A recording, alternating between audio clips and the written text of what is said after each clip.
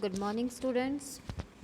This is our political science class, and in this video we discuss the chapter 2, and the topic is the importance of directive principles. देखिए, importance पता करने से पहले हमें directive principle का meaning पता करना होगा कि what is the meaning of directive principles. So start the class. ये directive principle of state policy SP DPSP. ठीक है, इसका बेसिक आइडिया कब आया हमारे कहाँ से आया कॉन्स्टिट्यूशन के अंदर, या ये कहाँ पे इसका बेसिक आइडिया जो मेंशन है वो हमारे कॉन्स्टिट्यूशन के अंदर आर्टिकल 636 to 51 के अंदर जो है मेंशन है किस तरीके से जो है डायरेक्टिव प्रिंसिपल कोई भी स्टेट जो है फॉलो कर सकती है. सोर्स एंड की features of directive principle of the state policy, और इसके अंदर हमने क्या डिफाइन किया हुआ है कि क्या सोर्सेज होंगे, क्या इसके की फीचर्स है किसी भी स्टेट के लिए इसको फॉलो करते time. Criticism of directive principle of state policies, इसके क्या क्रिटिसाइज होंगे. इट मीन्स हर किसी के पॉजिटिव एंड नेगेटिव पॉइंट्स होते हैं, वीक पॉइंट्स होते हैं, तो इसके अंदर क्रिटिसिज्म में वही वीक पॉइंट्स को डिस्कस किया जाएगा. Classification of directive principle of state policy, state policies के डायरेक्टिव प्रिंसिपल के क्लासिफिकेशन.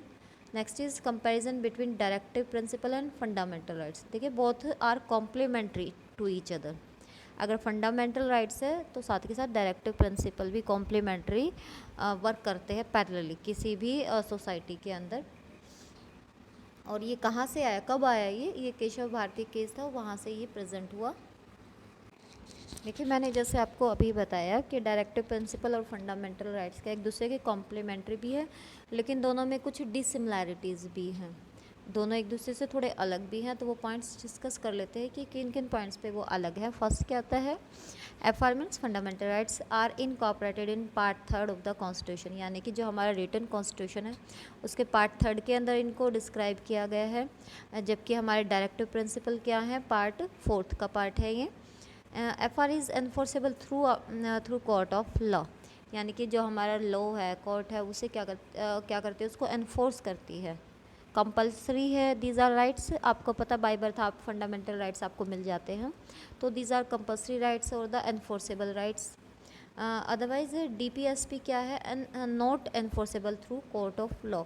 लेकिन डीपीएसपी के बारे में कोई भी कोर्ट जो है बीच में इंटरफेयर नहीं करती है. It means it is depend on the government and their policies.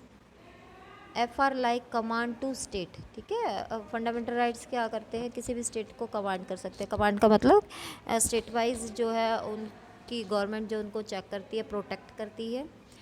वेराज DPSP are directive to states, वो डायरेक्ट करते हैं स्टेट को. ठीक है, directive principle means they are directed the state how to govern और how to use their power. A law inconsistent with F R is void. ठीक है, इसमें लीगली कोई एक्ट यूज़ नहीं की जाती है. फंडामेंटल राइट्स को अगर डिसमिस या टेम्परेरी उसको रिस्ट्रिक्ट कर दिया जाता है तो a law inconsistence with DSP can not be void. ठीक है, इसके अंदर लॉ जो है बिल्कुल भी इंक्लूड नहीं होती है, जबकि फंडामेंटल राइट्स के अंदर क्या होता है, लॉ इंक्लूड हो जाती है. इट मीन्स आप कोर्ट के अंदर जा सकते हो, अपने फंडामेंटल राइट्स के लिए आप जो है प्रोटेक्शन मांग सकते हो. जबकि डायरेक्टिव प्रिंसिपल्स क्या होते हैं, इसमें कोर्ट का कोई इंटरफेयर नहीं होता. ये गवर्नमेंट डिसाइड करती है कि सम सिचुएशंस के अंदर वो किस तरीके से अपनी पावर को यूज़ कर सकती है. तो यहाँ पे यूजिंग ऑफ पावर को डायरेक्टिव प्रिंसिपल कहा गया है. Okay students, I hope you like the video. Thank you, bye bye.